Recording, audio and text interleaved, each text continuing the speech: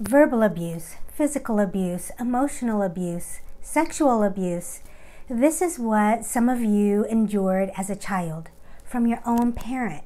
And now here you are. Your parent is old and frail and they need help taking care of themselves. How are you supposed to navigate the emotions behind deciding whether or not you should provide care to a parent who is abusive to you?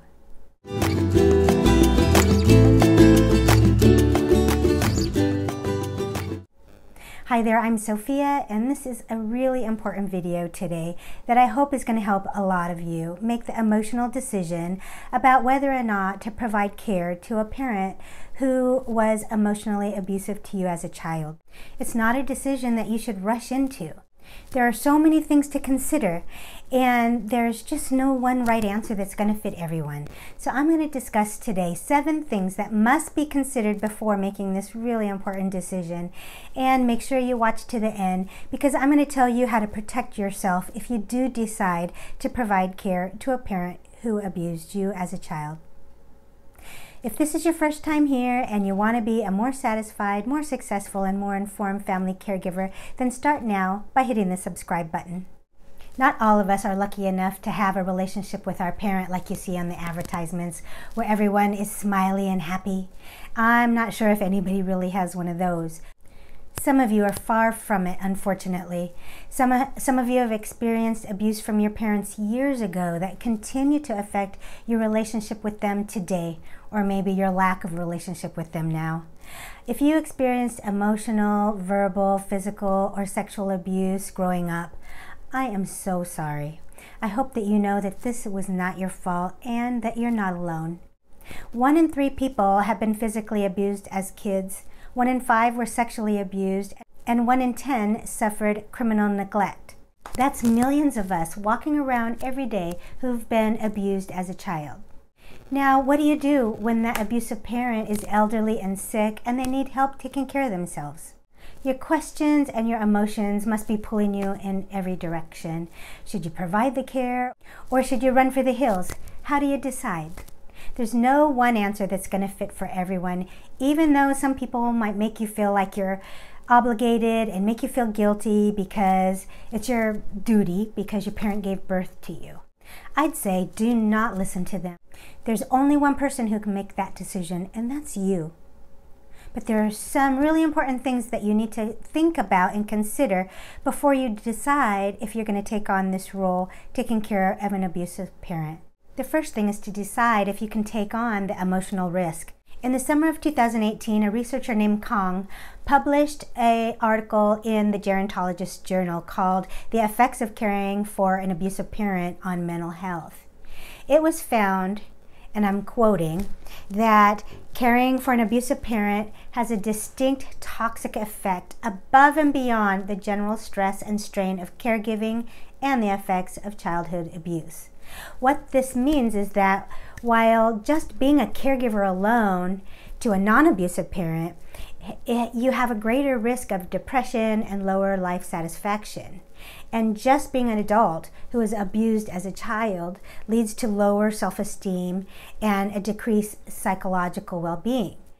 But it was found that when you put the two together and you become a caregiver for a parent who abused you as a child, the risks are greater than the risk of just being a family caregiver and just being an adult child who was abused combined.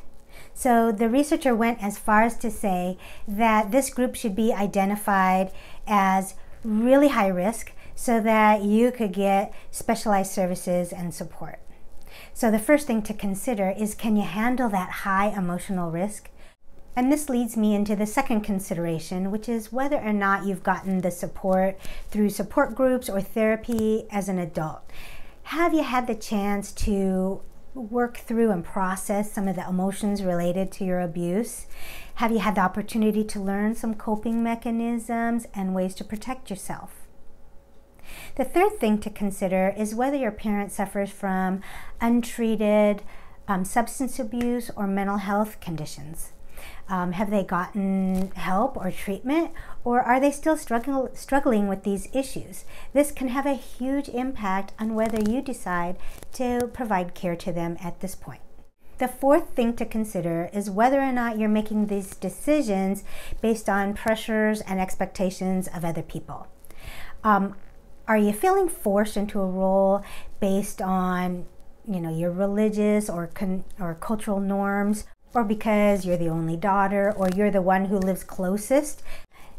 Are others thinking that you're the natural person to step up? But don't forget that other people, they don't know what your experiences are. They don't know what you've gone through. Even your closest family members may not know what happened behind closed doors when you were a child. I'm giving you permission to consider yourself first before you worry about the judgments and opinions of anyone else. You have to come first. The fifth thing to think about is, why are you considering providing care to an abusive parent? Are you hoping to make up or get an apology from your parent, or are you looking for that lost relationship that you feel like you never had? Consider that even if you provide care to them intimately and for years, there is a very big possibility that you're never going to get that "I'm sorry" that you're looking for. They just might not have it in them to give to you. They might not have changed, not a bit. Could you handle that? Would you be able to find peace within yourself instead of from them? Could you provide care and attention to them and accept them just the way they are, accepting that they are far from perfect? Working on these issues is where therapy that I spoke about in number 2 comes in. The sixth thing that you need to think about if you decide to take on the care of your parent is, do you have a backup plan? What if it doesn't come out until you're already in the thick of providing care that your parent hasn't changed much at all and they continue to abuse you? Especially if they have dementia, they just might have an inability to restrain themselves. Or you might find that just being in close relationship with your parent brings up too many emotions for you and the stress level is too high. This additional traumatic situation is one that you shouldn't have to endure. Please make sure that you think of a backup plan ahead of time, just in case you need an out. The seventh thing to think about if you're considering taking on this really high stress role is how it's going to affect the other parts of your life. And it is going to affect the other parts of your life. There is no way that it can't. You need to consider your marriage, your own children, your employment, your friends, your activities, and your own health and well-being. Can all of these areas endure the extra stress and pressure that are sure to come? If any of these areas are already tenuous for you, then they're likely to be at great risk for failing. So consider if you're willing to take that risk. Based on these considerations, you can either choose to walk away or you can go all in and provide the care. Pay attention to that little voice that's in your head, that gut feeling that's telling you what's the right thing for you. And know that there is a happy medium that might work, so I'll talk about that in a minute.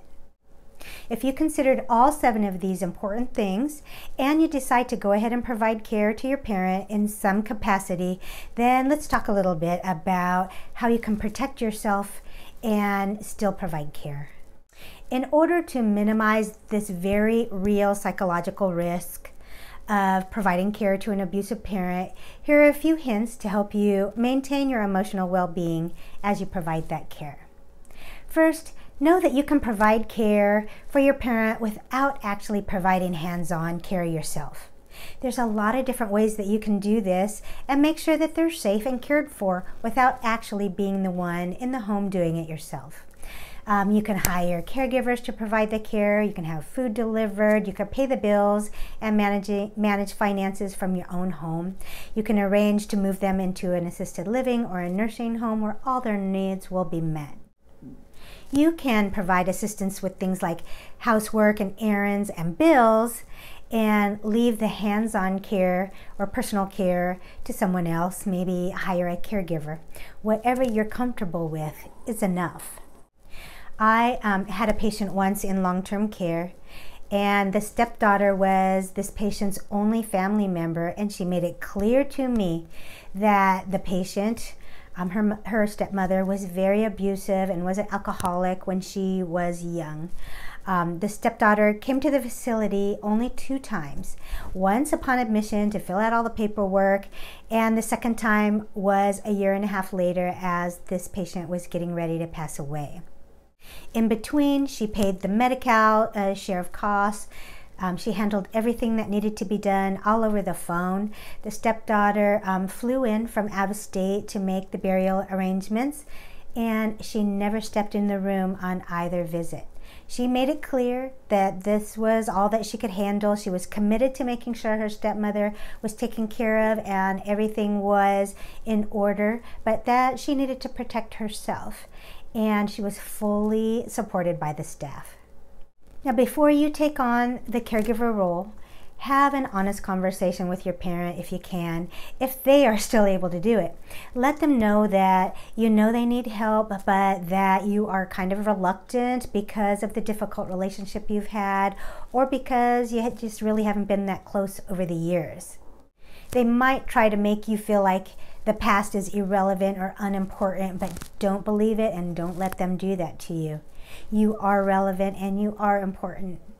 And while you don't want to make this cause an argument, but if it does become one, or if they say something like, you know, what are you talking about? Everything was fine, or how dare you bring this up, or I don't want to talk about it. Well, it'll give you some insight into their thinking, and it's going to help you with a little more information to base your decision on. You can also agree to try to help them out on a trial basis to see how both of you take to this new relationship, and let them know that you've made a backup plan just in case one of you feels like it's not working out. And make that backup plan. It's going to make you feel so much better knowing that you have an out. Be really clear about your boundaries and what you're not going to tolerate, and share these with your parent and stick to them. If that means you're not going to put up with being cussed at or put down or physically abused or touched inappropriately, maybe you don't want them around your kids. Be clear about what it is. Arrange for regular respite breaks for yourself. Consider joining a local or online caregiver support group or ongoing therapy if you think that's going to be helpful for you. I am really sorry that you're even having to go through this decision-making process. Whatever you decide, please make sure that it's the best decision for you. I really do hope that you picked up some helpful tips to help you make this hard decision. Let me know what tip was the most helpful for you. Go ahead and leave me a comment. If this video was helpful, then please go ahead and hit the like button, and if you don't want to miss any new videos on everything senior, then go ahead and subscribe. Thank you so much for watching today, and I will see you next time.